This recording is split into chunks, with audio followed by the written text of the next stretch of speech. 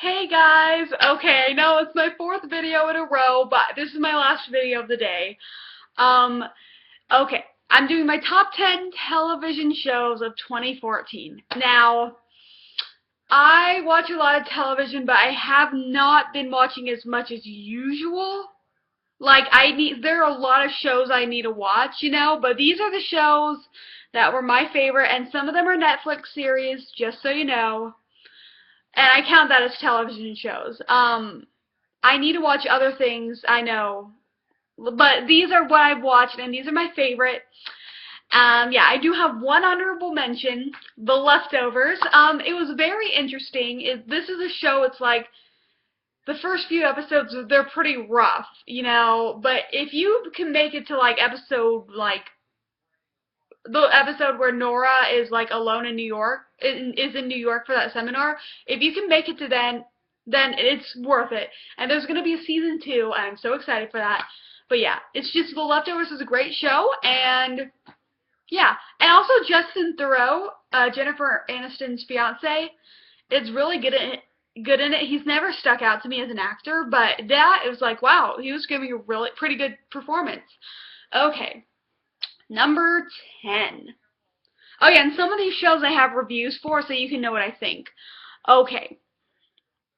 Number 10 is Marco Polo. Now, I know this is a Netflix series, but it's still like television, kinda. But it's like, it counts for me. Just, I have my full thoughts on it. I mean, and yeah, a lot of people would say this show is boring, but I don't think it's boring. I mean, there's a lot of intrigue and sexual and political intrigue. Just, you have to get through it. And I think if they have a season 2, which I hope they do, I think the season 2 will be more interesting. At least I hope it is. But yeah, I like Marco Polo. Number 9, Walking Dead. Now, for the most part of this season, the first half of season 5, it's pretty good. Though the first episode was still the best. It's like, I still think, I hope it gets better, but I did really enjoy watching The Walking Dead, and I'm really glad to be watching the show. The fandom is great, yeah. Okay, number 8, Penny Dreadful. Now, I didn't know what to expect with the show. I just watched it, and I really enjoyed it. Eva Green is great. She's a really over-the-top actress, and this role is perfect for her. But yeah, I just really like Penny Dreadful. It's really great new show on Showtime. I mean, Showtime and HBO and Starz are killing it with the original series. Their original series. But yeah, Penny Dreadful is so great. If you have not seen it, watch it. Okay, number 8. This is my last Netflix original show. Orange is the New Black. I did not think, the first time I tried to watch it, I was like, whoa, within the first 10 minutes, there was a girl, lesbian action. And I was like, whoa, I was not prepared for it, but then I was like, a few months later, I rewatched the series, and I fell in love with the show. I love it. I mean, now the nudity doesn't bother me as much, though nudity doesn't bother me that much anymore, except in Nymphomaniacs. Okay. But yeah, it's a great show, and I need to watch House of Cards. I know, I need to watch House of Cards, but yeah. Okay, number 6, Sherlock. Now, I did not watch this when it came out on TV, but it did come out this year, I think, and I watched all of it on Netflix, and I was just like, I love it. Series 3 is even better than Series 2 and 1. It's great. Benedict Cumberbatch is amazing. Martin Freeman is great. Whenever I watch it, I'm like, oh my god, that's Bilbo and Smaug. I love it. Just, it's a great show, and I can't wait for Series 4. And I also know there's going to be a Series 5. But they're both such big stars now, I know we're not going to get it probably until, next year or something. Or the year after that. But yeah. Okay. Number 5, Outlander. I had no idea that this show was coming on. I have not read the books, but I will read the books. And I watched the first episode, and I was like, oh, very interesting. And then every episode kept on coming on, and I liked it more and more. And by episode 7, I was hooked. The episode where spoiler alert, Claire and Jamie got married, I was like, hooked. I love it. Outlander's so great. I love it. It's such a great new show. Like, Stars is killing it with these original series, and they're all like some sort of historical drama. I still need to watch Spartacus and Black's Tales and Da Vinci's Demons, but The White Queen is my addiction. Outlander is amazing. Camelot is amazing, minus Jamie Campbell Bower. But yeah, just a great series, and I love it. Okay, number 4 is Legend of Korra. Legend of Korra's over, and I was meaning to do a review, but I just never got the chance. So I'm going to tell you what I think. Great series overall.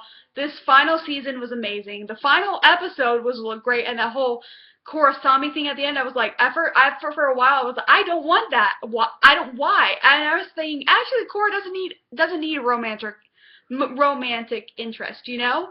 But now, after it happened, I was like, I was actually okay with it.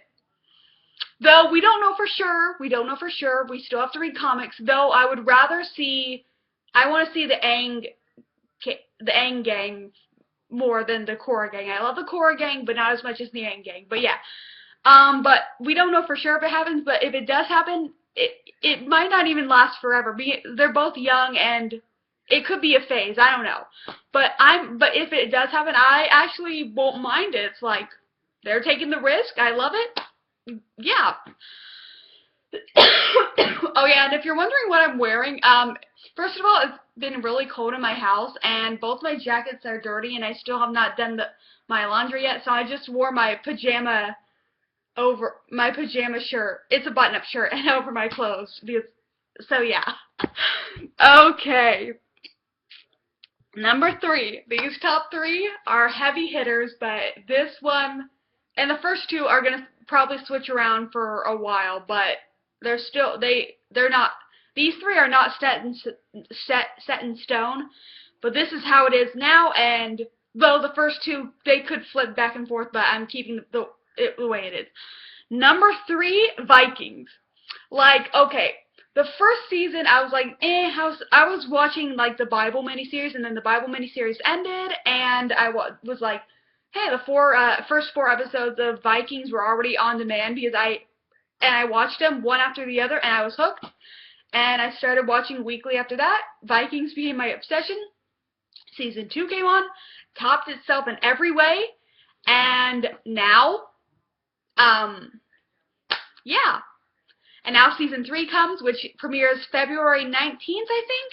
And I'm excited, and I see like all these new characters, and I'm like, yeah. And we still also get King Egbert still, and we get that princess from Quenthrith from Mercia, and yeah, and more Lagertha and Ragnar action, because we didn't get enough scenes with them in season 2. We really didn't. Even though we know they're divorced, sadly. I love them as a couple, and I don't like Aslog, really. But yeah, super excited for season 3, and yeah. Okay. You know, earlier this year, my number 2 choice would have been my number 1 choice, but then the past, like, in October, some show came back on, and I was obsessed again because, and yeah. Number 2 is Game of Thrones. I still can't believe I put it as my number 2, but there's one show I'm just like, oh my gosh. But they're neck and neck, guys. But yeah, Game of Thrones just was amazing. I love season 1, I love season 2, I love season 3, I love season 4. Season 4 is great. We were introduced to Oberyn. Spoiler alert, Ygritte finally died. Hallelujah. Also, Crazy Liza Tully got pushed down the moon door. That was hilarious. And yeah, spoilers are over. That's why I have my hand up. But yeah, everything about this, I'm in love with Game of Thrones, and I did get the A Song of Fire and Ice book. I'm so happy about it. It's gorgeous. I'm going to read it. I've read a few pages already, and I can't wait to read more tonight. I love this show. I love the fandom. Everybody's so cool. You know, I just love the show and all my characters, and I can't wait for season 5. And I'm sure I'm going to fall in love with new characters added, and they're going to be taken away from me. But I'm ready for it.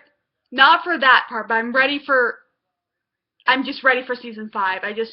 April 5th, I can't wait. Okay. If you haven't guessed by now, my number one, Reign. Let me tell you about season 1. Like, season 1, I liked the show, and I did look forward to it every week, but I wasn't, like, obsessed with it. But then season 2 happened, and I watched it, and all these awesome new characters were introduced, and just one episode topped itself. And then Reign is Reign, it's just everything works. The costume is better.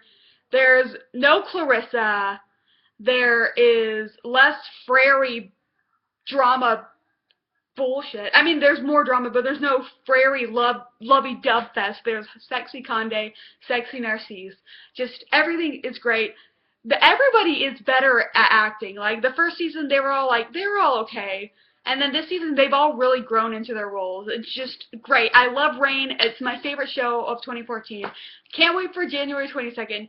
Can't wait for April 5th. Can't wait for February 19th. Can't wait for all these shows to come back. Just really, the 2010s is turning out to be a great era for television, just as it is for movies, you know? Like, people who don't watch television as much, you should really start watching TV again, because there's some great shows, and there's still a lot of other shows I need to watch. Like, I need to watch Sons of Anarchy, Downton Abbey, House of Cards, The Originals, Doctor Who, Arrow, Blacklist, True Blood, Boardwalk Empire, The 100, Hannibal, American Horror Story, Jane the Virgin even. Also Spartacus. I know that's an old show, but I want to watch it. But yeah.